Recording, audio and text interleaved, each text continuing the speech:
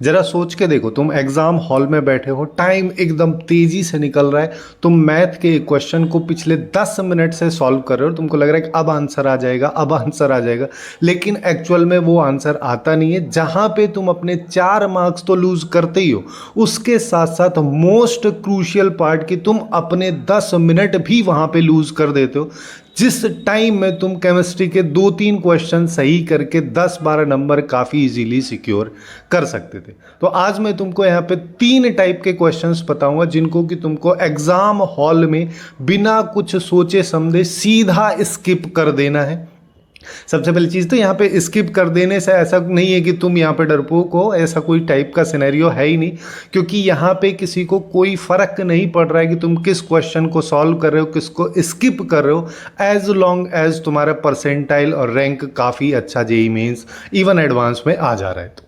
अब ये तो सबसे ऑब्वियस बात है कि अगर मान लो किसी क्वेश्चन को पढ़ के ना तुमको चैप्टर का समझ में आ रहा है ना कंसेप्ट का समझ में आ रहा है, तो वह ऐसे क्वेश्चंस को तो छोड़ ही देना है। हम उनकी बात यहाँ पे नहीं करेंगे, हम बात करेंगे कुछ अलग टाइप के सिनेरियोज की जो थोड़ी डेप्थ में चीज़ें रहेंगी, जिसमें सबसे पहला टाइप है मिक्स्ड कंसेप्ट वाले क्वेश्चंस। देखो काफ़ी सारे क्वेश्चंस तुमको ऐसा देखने को भी मिले होंगे जेईई मेंस 2026 के इवन जनवरी सेशन की बात करें तो 20 से 25% क्वेश्चंस मिक्स कंसेप्ट बेसिस पे आते हैं, जहाँ पे क्या होता है मैट्रिक्स के क्वेश्चन में पीएनसी प्रोबेबिलिटी लगा दिया, स्टैटिस्टिक्स में प्रोबेबिलिटी लगा दिया, डेफिनेट इंटीग्रेशन को कहीं पे भी पुट कर दिया। तो ऐसे क्वेश्चंस में अगर तुमको एक पोर्शन, एक चैप्टर, एक सेगमेंट काफ़ी अच्छे से पता है लेकिन दूसरे के बारे में बिल्कुल भी इंफॉर्मेशन नहीं है, जो वो पूछ रहा है उसके बारे में कैसे अप्रोच लगाना है, क्या वहाँ पे अपना थिंकिंग प्रोसेस होना चाहिए, किस तरीके से फर्स्ट स्टेप की हेल्प से अपन वहाँ पे क्वेश्चन को सॉल्व कर सकते हैं, अगर ये सारी चीज़ें तुम्हारे दिमाग में क्लिक नहीं हो रही हैं तो उस क्वेश्चन को बिना सोचे समझे स्किप कर देना है और उस पर अपना बिल्कुल भी टाइम वेस्ट नहीं करना है। सेकंड टाइप के वो वाले क्वेश्चन जो दिखने में काफ़ी फेमिलियर लगते हैं, जैसे जेईई मेंस में क्या होता है ज़्यादातर क्वेश्चंस जो हैं पैटर्न बेस्ड पे होते हैं। अगर तुमको क्वेश्चन देख के ऐसा लग रहा है कि ऐसा तो पीवाईक्यू मैंने सॉल्व किया ही था, ऐसा तो मेरी कोचिंग के मॉड्यूल में भी क्वेश्चन था, वो भी मेरे से हो गया था, तो अब तो इस क्वेश्चन को मैं करके ही रहूँगा, और फिर चाहे उसमें 15 मिनट लगे या 20 मिनट लगे, तुम उस क्वेश्चन में पूरी तरीके से भिड़ जाते हो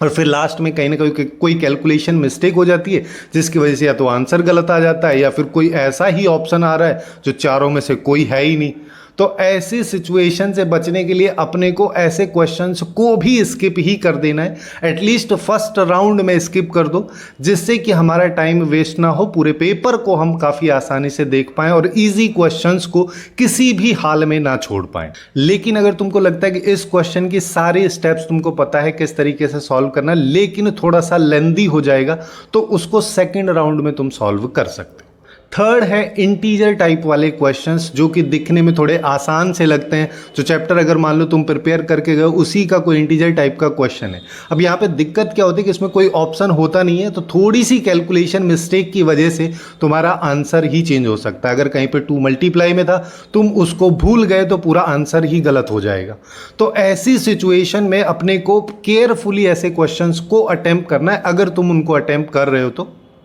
मैं हालांकि यहाँ पे ये बोलूँगा कि अगर तुम उस क्वेश्चन को सॉल्व कर रहे हो और 7-8 स्टेप के बाद में भी तुमको समझ में नहीं आ रहा कि अब आगे कहाँ जाऊँ, तो ऐसे क्वेश्चंस को वहीं पे छोड़ दो। उसमें टाइम वेस्ट करने से अच्छा है कि बाकी सेगमेंट में तुम आसान क्वेश्चंस को पहले ढूंढ लो, पहले उनको कर लो, और जब पूरा टाइम ख़त्म हो जाए या फिर पूरे क्वेश्चंस तुम्हारे आसान वाले ख़त्म हो जाए तो